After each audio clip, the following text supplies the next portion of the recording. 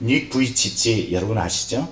지난주에 주보에도 잠깐 닉 부이치치의 말을 잠깐 실었습니다. 최고의 장애는 당신 안에 있는 두려움이다. 정말로 두려움이라는 것이 최고의 두려움이에요.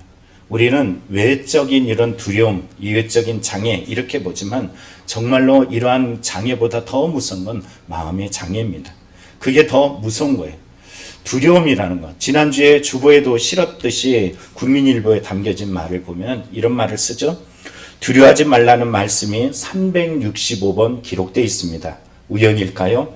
1년에 365일 하루하루 두려워하지 말고 살라는 하나님의 의도가 담겨져 있지 않나 생각해 봅니다.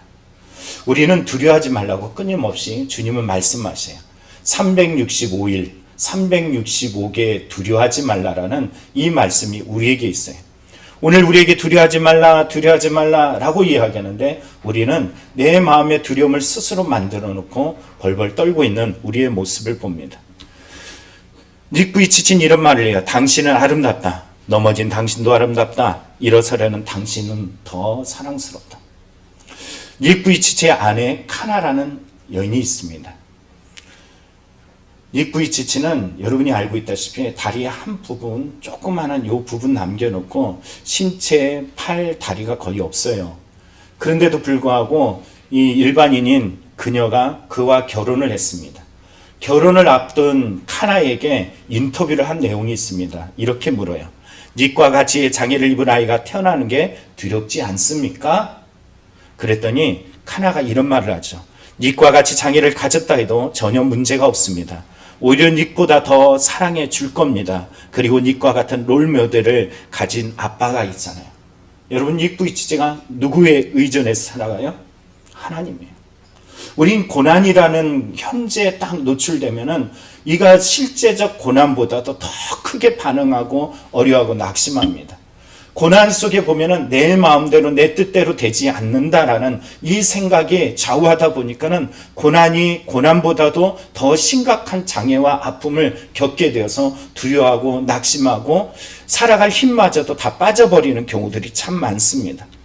오늘 성경은 우리에게 신흥 국가인 바벨론으로부터 고난을 당하고 있는 이스라엘 백성을 말하고 있어요. 바벨론 포로로 끌려갔어요. 그러나 그 바벨론 포로로 끌려간 곳이 엄청난 고난을 당하는 현장이에요. 그 엄청난 고난의 현장에 가장 큰 고난은 뭐냐면은 우리가 어쩌다 이곳에 왔느냐, 우리가 어쩌다 이 모양이 됐느냐 이거예요. 바벨론 포로로 끌려오지 않은 예루살렘에 남아있는 사람들은 어떤 생각을 구조를 가지고 있었냐면은 저놈들은 죄가 있어서 바벨론 포로로 끌려갔어 이런 생각을 가졌어요. 우리는 좀 더 나았기 때문에 괜찮기 때문에 아직도 예루살렘에 남아있는 거야 이런 마음을 가졌어요. 그러나 우리가 요한복음 9장에서 보았던 것처럼 예수님 말씀하시야 제자들이 묻습니다. 주여 주여 저는 누구의 죄 때문에 저렇습니까? 부모의 죄입니까? 저 사람의 죄입니까? 예수님 뭐라 그래요? 하나님이 하실 일이 있다는 거예요. 하나님의 영광을 나타내기 위한 일이라는 것이. 오늘 본문에도 말해요. 바벨론 포로로 끌려가서 고난을 당하고 슬픔을 당하고 이 압제 속에 희망이 없어 보이는 그들에게 하나님이 찾아오셔서 예레미야의 편지를 통해서 이렇게 말씀하셔요. 뭐라고 말씀하셔요? 여호와의 말씀이라 너희를 향한 나의 생각을 안 하니 평안이요 재앙이 아니라 너희에게 미래와 희망을 주는 것이니라. 여러분, 주님이 계시면 어떤 자리가 돼요? 세상이 곧 망할 것 같을 때도 영원히 평화로울 것 같을 때도 언제나 여전히 하나님은 살아 역사하신다는 것을 잊지 마십시오. 그 바벨론의 포로의 자리에서 주님이 찾아오셨어요. 그리고 말씀하셔요. 너희를 향한 나의 생각을 안 하니 평안이요 재앙이 아니라 너에게 미래와 희망을 주는 것이니라. 여러분, 오늘 우리가 희망을 가진 성도인 줄 믿습니다. 왜요? 주님이 계시잖아요. 왜 우리에게 희망이 있어요? 주님이 계시거든요. 이 주님이 우리에게 말씀하셔요. 오늘 이 주님, 소망을 가진 사람들에게 주님이 하신 말씀이 무엇이냐? 오늘 본문 29장을 통해서 우리가 깨달아지는 말씀이 있어요. 첫째는 소망을 가진 사람은 현재 고난을 받아들이는 사람입니다. 현재 고난을 외면하고 도망하는 사람이 아니에요. 현재 고난을 있는 모습 그대로 받아들이는 것이에요. 희망이 없는 사람의 특징과 희망이 있는 사람의 특징이 있어요.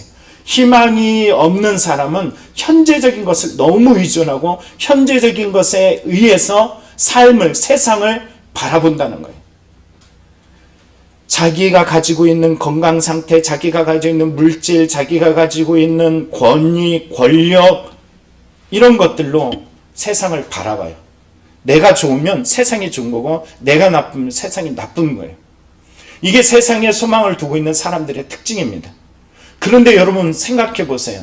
이 세상을 살아가면서 건강 잃지 않을 사람이 있을까요? 돈은 잃어버리지 않을 수 있겠지만 나이가 들고 그러면 누구나 다 건강을 잃어버려요.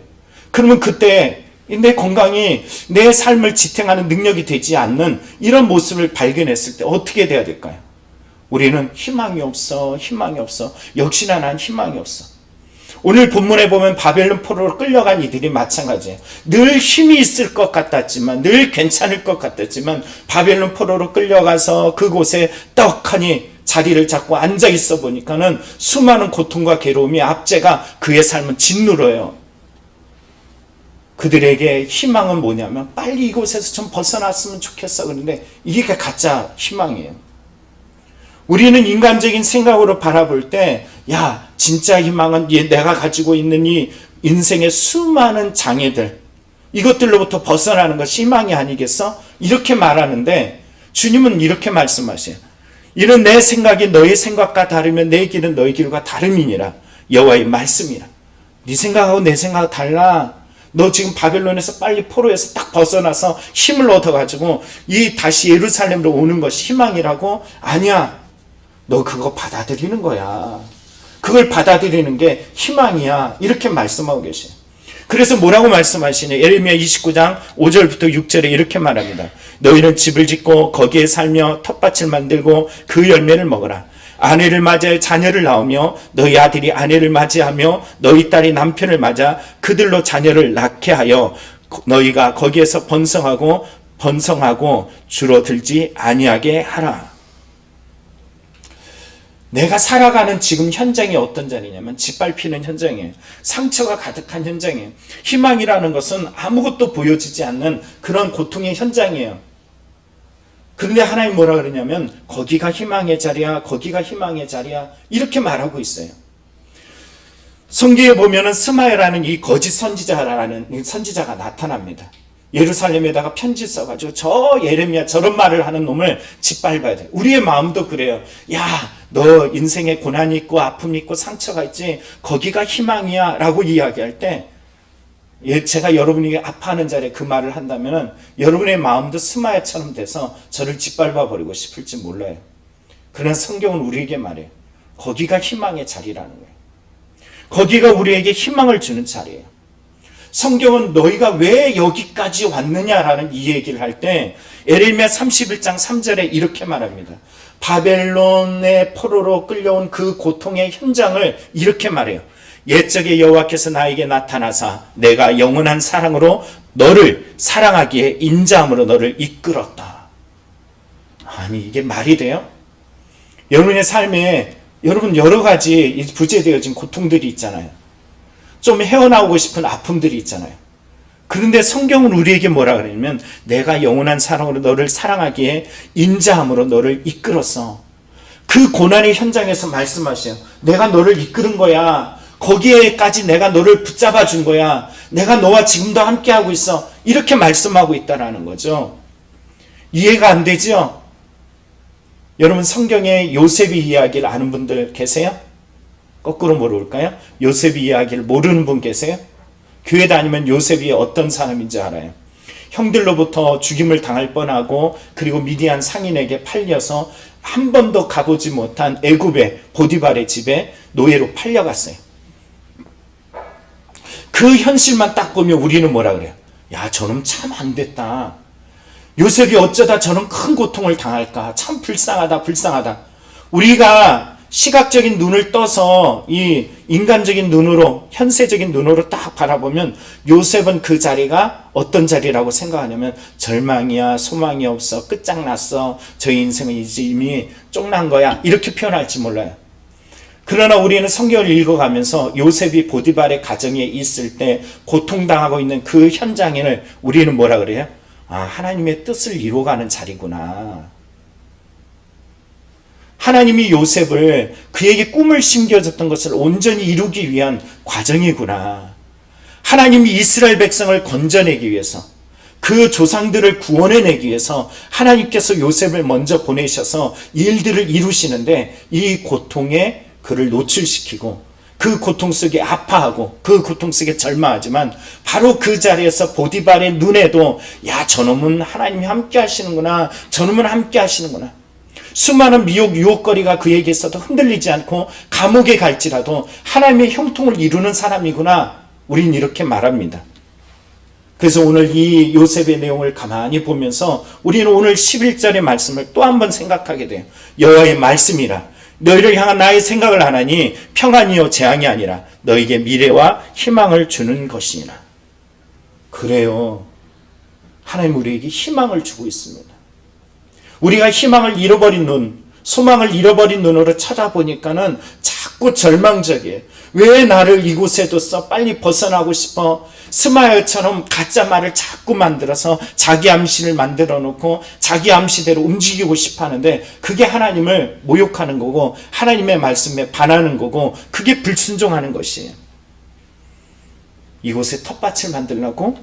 이곳에 열매를 먹자고? 이곳에서 내 자녀를 결혼시키고 이곳에 살라고? 아니야 그럴 수 없어 라고 이야기할지 몰라.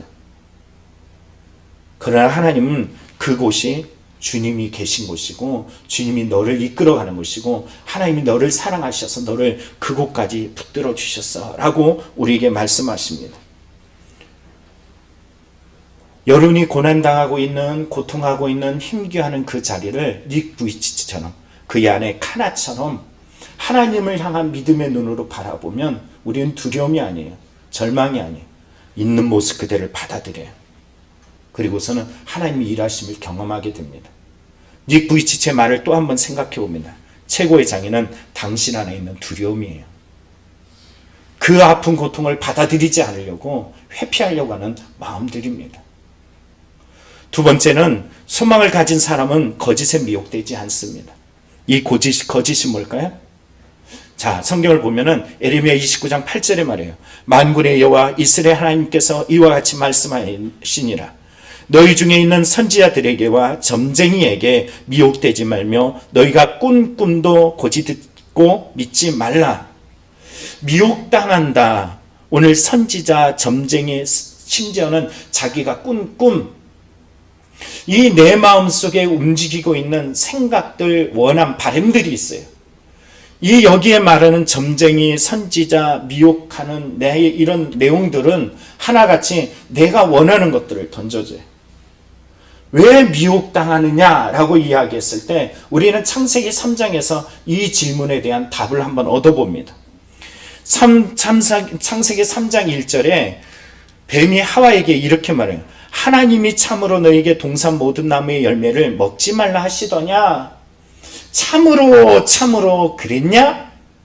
참과 거짓 속에서 분명하게 이원론적으로 답을 딱 내려야 되는, 명확하지 않으면 답을 할 수 없는 상황 때 하와가 뭐라고 대답해요?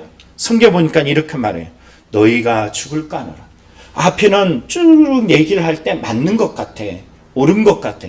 그런데 결국 가장 중요한 내용이죠. 너희가 죽을까 하노라.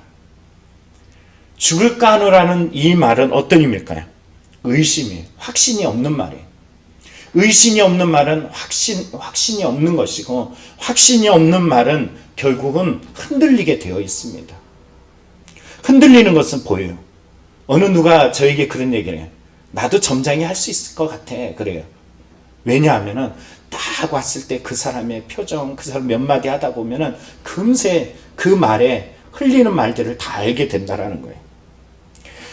오늘 인생의 금이 가는 자리는 이 확신 없는 거예요. 확신 없는 곳에 의심이 가게 되어 있어요. 여러분, 베드로가 왜 물에 빠졌어요? 확신이 없어서요. 제자들이 왜 두려워했어요? 확신이 없어서. 왜 다 예수를 부인하고 떠나갔어요? 확신이 없어서. 의심이 일어나는 곳에는 하나님의 뜻을 이룰 수가 없습니다. 의심은 요동하는 파도 같아서 우리에게 기도의 응답조차도 밀어버리는 이런 일들을 행합니다. 사단은 바로 그 의심의 자리, 확신이 없는 자리를 비집고 들어와서 이렇게 물어요. 결코 죽지 아니하리라. 죽을까 하노라? 라고 이야기했더니 그 의심에 들어와서 말해. 안 죽어. 결코 안 죽어. 이렇게 말해요. 그뿐이에요. 5절에 보면 이렇게 말하죠. 하나님과 같이 되어 선악을 알 줄 하나님이 아심이라. 야, 너도 판단할 수 있어. 너도 다 알아. 네가 생각하는 대로야. 여러분, 생각이 철저하게 자기 생각에 매이게 되어 있어요. 하나님의 말씀하신 것은 전혀 없어요. 바벨론의 포로에 끌려왔던 이들이 어떤 생각에 사로잡히냐면은, 야, 하나님 뭐라 말씀하셨어요? 에레미야를 통하여 너 그곳에서 살아. 그곳에서 밭을 갈고 자녀를 결혼시키고 자녀를 낳아. 이렇게 말했는데 이런 말은 들려지지 않아요. 스마야와 같이 아니야, 빨리 벗어나야 돼. 벗어나야 돼. 내가 왜 이곳에 있어야 돼? 이런 말들을 가져요. 미국에서 지옥을 표현할 때 뭐라 그러냐면은 이렇게 말해요. 왜 내가 여기 있어야 돼? 사람이 의심을 품고 내가 왜 여기 있어야 돼? 거기가 어디라고요? 거기가 지옥이에요. 여러분, 우리의 인생에 내가 왜 이래야 돼? 내가 왜 이렇게 살아야 돼? 내 삶은 왜 이 모양이야? 라고 그럴 때 어떤 실제적 문제보다도 더 큰 문제가 내 마음속에 지옥을 만들어 놓고 마음이 지옥이면 현세적인 괜찮은 부분도 보여지지 않아요. 우리는 그 아파하는 부분에 집중하게 돼 있고 그 집중한 것으로 다른 모든 10 중에 9이 여전히 괜찮은데도 불구하고 그 9에 대한 두려움, 아픔, 상처를 자꾸만 만들어냅니다. 이러한 의심을 잠재우는 것이 뭐냐면 말씀이에요. 이런 문제들을 잠재울 수 있는 것이 하나님의 말씀에 의존한 언약을 바라보며 나아가는 신앙입니다. 성경은 이걸 뭐라 그래요? 십자가의 길 그래요.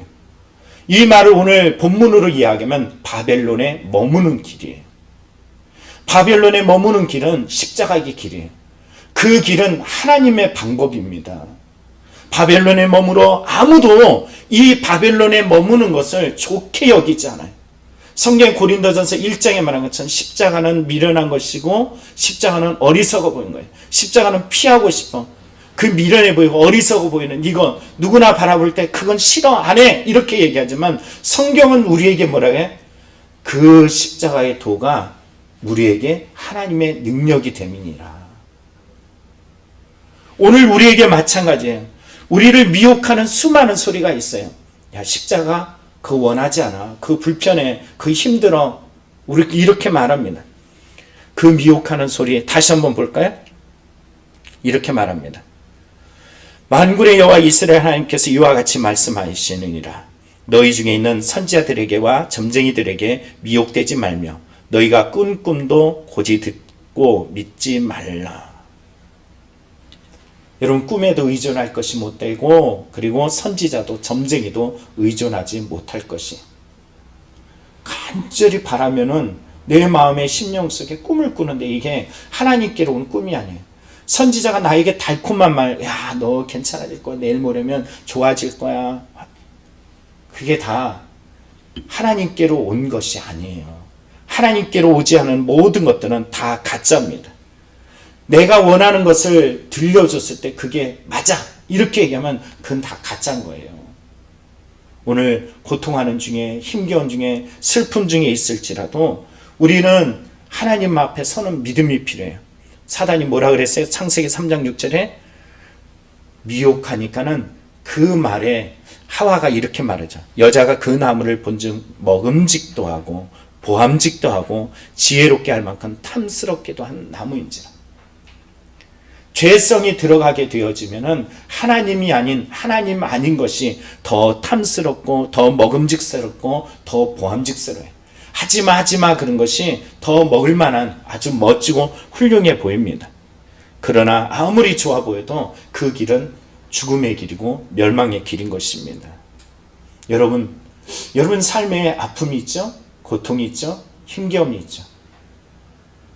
주님이 말씀하셔요. 야, 빨리 이곳에서 벗어나고 싶어 라고 이야기하는 곳에 야, 너희 집 벗어나고 싶은 그 집이 내가 너에게 준 집이야. 빨리 벗어나고 싶은 너의 남편이, 너의 아내가, 너의 부모님이, 너의 자식이 내가 너에게 맡긴 거야.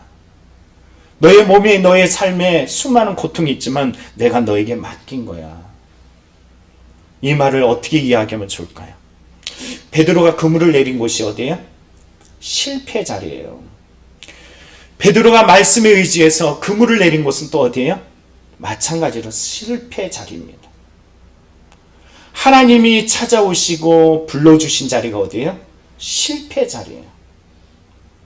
하나님께서 우리를 불러주신 자리, 야, 내가 너를 사람을 낚는 어부로 쓰리라 라고 불러줬을 때 그 자리가 어떤 자리냐면 바로 실패 자리였다라는 거예요.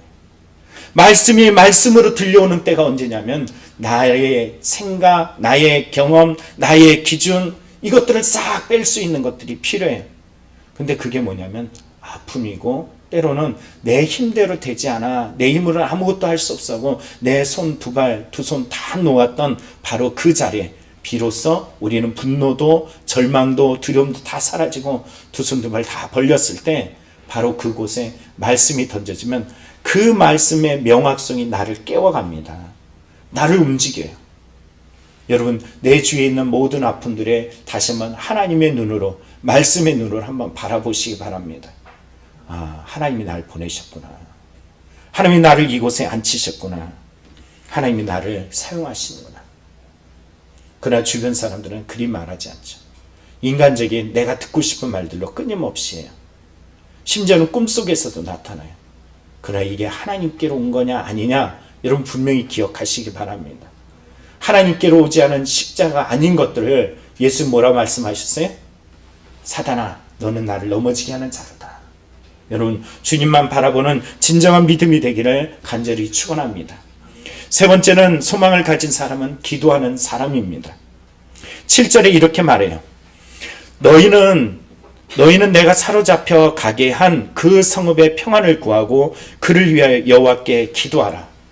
하나님 뭐라 말씀하시냐면 너 그 자리에서 기도해. 어떤 자리라고요?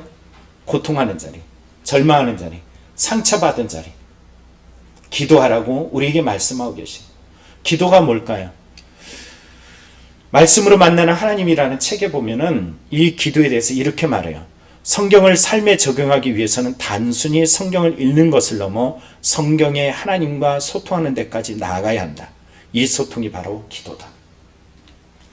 성경 공부, 제자 훈련을 했던 모든 목사님이 이구동성으로 하는 말씀이 있어요. 성경 공부한다고 하나님과 소통하는 것이 아니라는 거예요. 진정한 소통은 성경 공부, 말씀을 아는 것만큼 한쪽 날개가 펴져야 돼요. 이 날개가 뭘까요? 기도라는 거예요.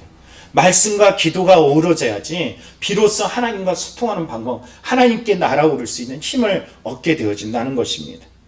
에레미야 26장에 보면은 분명한 차이를 보게 돼요. 에레미야 26장에 히스기야와 여호야김에 대한 두 왕에 대한 이야기가 나옵니다. 이 두 왕에게 선지자가 어느 날 나타나서 멸망을 선포해요. 이 심판에 대한 이 선포를 듣고서 여호야김은 어떻게 하냐면은 그 선지자가 도망한 그 애국까지 쫓아가서 그를 잡아와서 그를 죽입니다. 그리고 여호야김의 결과는 어떻게 되냐면은 그는 바벨론으로 끌려가는 아주 엄청난 고통을 당하게 되죠. 멸망을 선언한 것처럼 그 말씀을 죽여버리고 그 말씀을 부정했던 그는 결국은 그 선지자의 말대로 결국은 인생의 끝을 보게 되었어요. 그러나 반대로 한 사람 히스기야가 나옵니다. 똑같은 말을 선포했는데도 불구하고 히스기야는 뭔가 달라요. 도리어 그 말에 똑같은 고통이라는 이름이 자기의 선포된 자리에서 달리 행동한 것을 보게 됩니다. 그게 뭘까? 성경은 이렇게 말해요. 에레미야 26장 19절에 히스기야가 여호와를 두려하여 여호와께 간구하며 여호와께서 그들에게 선언한 재앙에 대하여 뜻을 돌이키지 아니하셨느냐. 심판을 선언했던 그 하나님께서 이 히스기야의 기도를 통하여서 하나님이 고쳐주셨어요. 바꿔주셨어요. 변화시켜주셨어요. 고통하는 자리에 기도한 히스기야, 고통하는 자리에서 기도하지 않고 인간적인 방법으로 해결한 여호야김, 분명한 두 사람의 길은 달랐다라는 사실입니다. 똑같지 않았다라는 것이 우리가 고통하는 자리에서도 마찬가지예요. 히스기야가 자기의 인생에 아수르의 고통이 왔을 때 그들이 조롱하는 말을 끄집어서 하나님 앞에 쫙 펴놓고 주여라고 기도하며 이 편지를 벗어서 기도할 때 하나님이 하루아침에 그 아수르의 문제들을 해결해 주시기도 하셨어요. 야, 너 인생 이제 끝이야. 여기까지만 살아라고 이야기했을 때 아무도 바라보지 않았어요. 누구 말도 누구 생각도 선지자의 말도 필요 없어요. 그냥 단지 하나님 앞에 그 벽에 딱 기대어서 벽만 바라보며 벽 속에서 오직 하나님만 의지하면서 나아갔던 히스기야의 기도를 하나님이 들어주셔서 15년의 삶을 또 연장시켜 주시기도 하셨다는 거예요. 오늘 본문으로 오면은 이렇게 말합니다. 29장 12절에 너희가 내게 부르짖으며 내게 와서 기도하면 내가 너희의 기도를 들을 것이요. 야, 기도에 어디서요? 예, 그곳이 어디라고요? 바벨론 포로 벗어나고 싶은 자리. 이 고통하는 자리. 13절에 너희가 온 마음으로 나를 구하면 나를 찾을 것이요 나를 만나리라. 아니, 주님은 떠났잖아.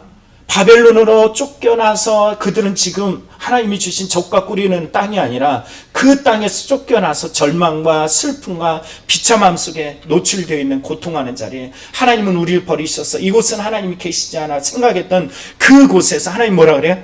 야, 너 기도하면 내가 찾아서 널 만나줄게. 예배 드릴 수 있는 현장이 아니라 예배 드릴 수 없는 현장이에요. 여러분과 같이 비대면 예배를 드릴 수밖에 없는 이런 상황이 그들에게 놓여졌는데 진심 어린 간절함, 온 마음으로 구하면 내가 널 만나줄게. 내가 널 만나줄게. 여러분 지금 인터넷으로 예배 드리며 혼자 있거나 아니면 가족들과 예배 드리는 이 자리, 그냥 평소에 그냥 살았던 자리인데 네가 온 마음으로 부르짖고 온 마음으로 나를 찾으면 내가 너를 만나주고 너를 구하면 내가 너와 너를 만나줄게. 이렇게 말씀하고 계십니다. 그런데 우린 이렇게 말하죠. 포로로 끌려왔는데 이것밖에 되지 않는데 여긴 예루살렘도 아닌데. 그러나 주님은 우리에게 분명히 말씀하셔요. 기도해라. 너의 그곳에서 기도해. 아파하는 곳에서, 힘들어하는 곳에서, 절망하는 곳에서, 상처난 곳에서, 찢겨진 곳에서 기도해. 기도해. 그럼 내가 만나줄게. 내가 널 만나줄게. 이렇게 말씀하고 계세요. 우리는 끊임없는 안 돼라고 수많은 이유를 대서, 핑계를 대서 기도 안 하려고 하고 있지만 하나님은 아니야. 너 거기서 기도해. 그럼 내가 만나줄게. 너 그곳에서 나를 찾아. 그럼 내가 너에게 찾아올게. 이렇게 말씀하고 계시다는 겁니다. 예레미야 29장 14절에 그의 기도가 응답될 때 이렇게 응답되어집니다. 이것은 여호와의 말씀이니라. 나는 너희를 만날 것이며 너희를 포로된 중에서 다시 돌아오게 하되 내가 쫓아보내었던 나라들과 모든 곳에서 모아 사로잡혀 떠났던 그곳으로 돌아오게 하리라. 이것은 여호와의 말씀이니라. 내가 반드시 회복시켜 줄게. 기도한 만큼 회복시켜 줄게. 여러분, 기도하는 간절함이 있기를 간절히 축원합니다. 예레미야 31장에 보면은 이런 말씀이 있어요. 그들이 울며 돌아오리니 나의 인도함을 받고 간구할 때 내가 그들을 넘어지지 아니하고 물 있는 계곡의 고든 길로 가게 하리라. 나는 이스라엘의 아버지요 에브라임은 나의 장자니라. 여러분, 이 말을 보면 표준세 번역으로 이렇게 기록해요. 그들이 간구할 때 내가 그들을 인도하겠다. 그들은 바벨론 포로의 그 기나긴 시간들을 어떻게 했다라는 거예요? 기도했다라는 거예요. 여러분, 기도하는 자에게 하나님 역사하십니다. 인생에 수많은 우연과 우연이 일어나지만 여러분이 아파하고 힘들어하고 절망하고 지체하는 곳에서 여러분이 기도할 때 하나님은 여러분의 기도를 이루시는 줄 믿습니다. 말씀을 마치겠습니다. 예레미야 29장 11절에 보면 이렇게 말해요. 여호와의 말씀이라. 너희를 향한 나의 생각을 내가 아나니 평안이요 재앙이 아니니라. 너에게 미래와 희망을 주는 것이니라. 하나님의 희망은 뭘까요? 하나님의 희망은 우리에게 평안이에요. 이 평안은 현재 고난을 주 안에서 받아들이는 거예요. 그래, 아니야 받아들이는 거예요. 두 번째는 미혹하는 수많은 소리들. 야, 현재 고난을 외면하게 만드는 이런 소리들. 그러나 이런 소리 앞에서 우리가 나아갈 곳은 어디냐면 하나님 말씀 앞입니다. 세 번째는 현재 고난을 이기도록 더욱더 기도해야 된다는 것입니다. 우리는 반드시 이 기도할 때 하나님이 역사할 줄 믿습니다. 이 역사가 성경에 기록되었고 그 역사대로 수많은 시대와 세대를 넘어서 하나님은 오늘도 살아계시고 오늘도 우리 가운데 역사하는 줄 믿습니다.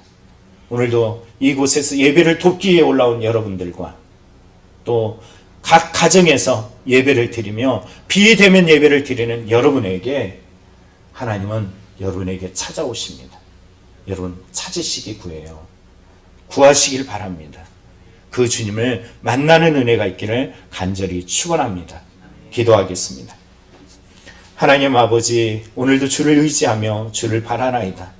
우리 인생에 찾아오셔서 우리를 만나 주시옵시고 우리를 깨워 주시옵시고 하나님을 의지하며 바라보는 신실한 믿음이 되게 하여 주옵소서. 주님만이 나의 힘이심을 찬양하는 가사가 아버지 안에 악기에만 있는 것이 아니라 듣는 귀에만 있는 것이 아니라 우리의 삶으로 찾아서 그 주님이 우리를 깨워주시고 우리를 변화시켜 주시고 주의 능력 안에 그 말씀에 순종하며 살아갈 수 있는 진정한 그리스도의 능력이 넘치는 성도의 삶이 되도록 역사하여 주시옵소서. 예수님의 이름으로 기도합나이다. 아멘.